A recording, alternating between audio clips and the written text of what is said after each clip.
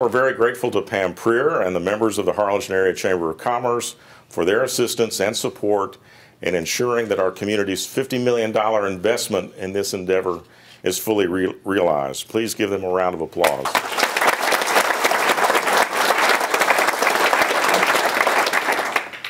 The challenge now is to take advantage of those new opportunities, which will arise as the university and fully developed health science center begin to grow.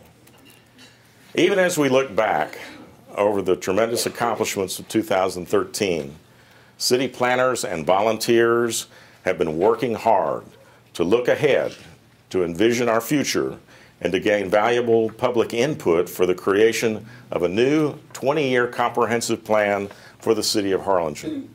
Comprehensive plans are the most important plans that a city can create. Our comprehensive plan will guide city leaders and staff as we manage the city over the next 2 decades. And I want to especially commend former City Commissioner Jesse Robles, who is the chairman of our 4B board, for leading our comprehensive planning effort. A comprehensive plan identifies and prioritizes many infrastructure, quality of life, and economic vitality needs and issues. And it sets forth actions that the city should undertake to address those needs. In order to gain community input, we have distributed surveys at various public events, collected data via online, and mailed surveys as well.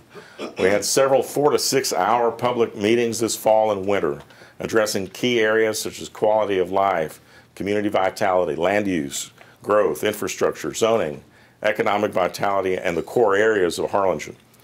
At each of these meetings, we provided participants with information about existing assets, as well as challenges and opportunities. At the first meeting on quality of life, many participants were astounded to learn that Harlingen has 28 city parks and public event facilities.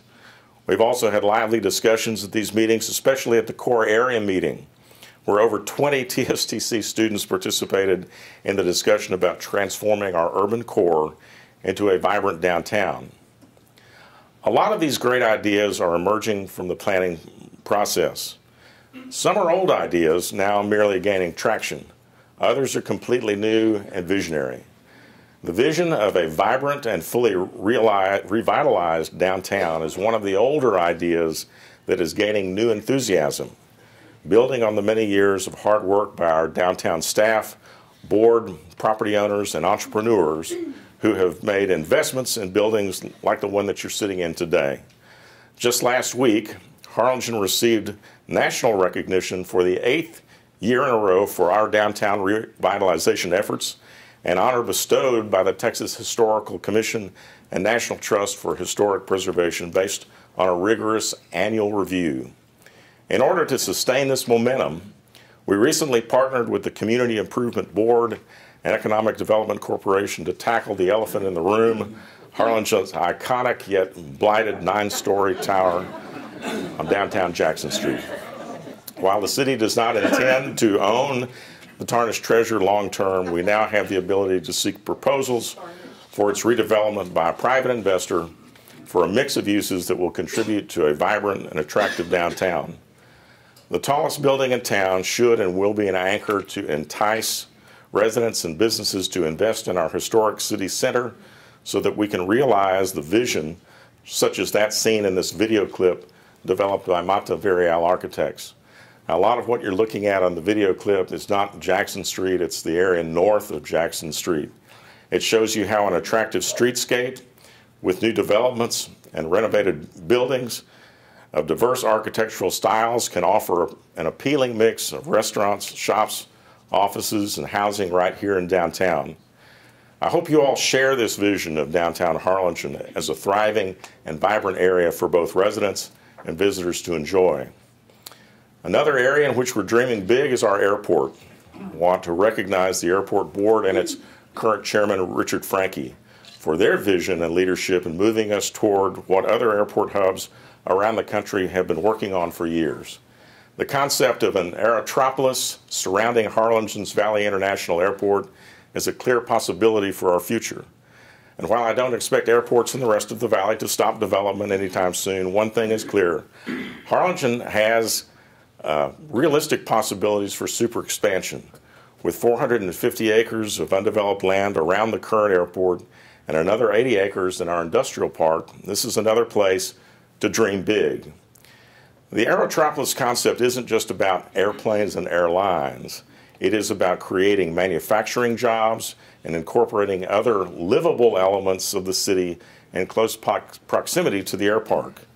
And while we're dreaming, we need to envision ways to link other key assets, such as the Port of Harlingen, the Los Indios Free Trade Bridge, and FM 509 with the airport to enhance our dynamic and thriving economic development engine. An important first step has already been undertaken through a partnership between Valley International Airport, the Harlingen Economic Development Corporation, AEP, thank you Frank Espinosa, and McCallum Sweeney, the premier site selection firm in the nation, to certify industrial sites around the airport as shovel-ready and equipped with the infrastructure needed for development. We'll be developing site standards to be completed in 2014, and McCallum Sweeney will then be able to offer or recommend Harlingen to companies looking worldwide to develop their businesses. And finally, we're beginning to discuss a new opportunity which Harlingen must be an integral part of in the future. In December, Congressman Filimon Vela hosted a BINED Zone Summit. BINED is an acronym which stands for Binational Border Economic Development. The basic idea of BINED is to create an innovative and competitive binational advanced manufacturing zone along the U.S.-Mexico border to capture a share of the resurgence of nearshoring, they're coming back from China, advanced manufacturing that is already occurring in the interior of Mexico. This frictionless BINED zone would allow the strongest competitive advantages of each respective country to emerge, such as low energy costs and greater financial lending and infrastructure logistics capacity on the United States side, and competitive labor markets and existing advanced manufacturing capacity on the Mexican side. We believe that creating the conditions necessary to foster this type of integrated and collaborative binational economic development zone will also lead to more secure and prosperous border region, which is something we'd all like to see. BINED zones have been created in the Netherlands, and they could be created here if all of the cities in Cameron County work together with Matamoros and Tamaulipas to create this manufacturing mecca. Harlingen can and should be an important part of this effort as it moves forward. And speaking of collaborative efforts, I want to take this opportunity before closing, yes, I'm almost finished, to recognize the outstanding city commissioners with whom I have the privilege to serve. All of these men are working hard to improve Harlingen and turn dreams into reality.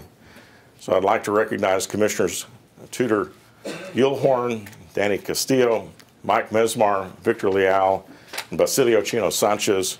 Please stand and be recognized for your service to our community.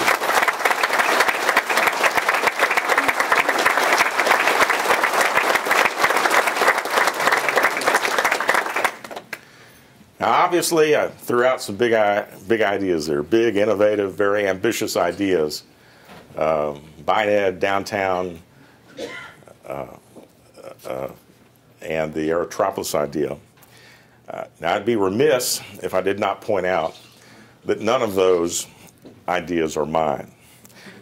And perhaps for that reason alone, they should be given serious consideration.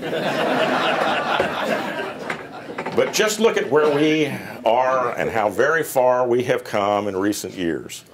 Remember back in the 80s when downtown was abandoned?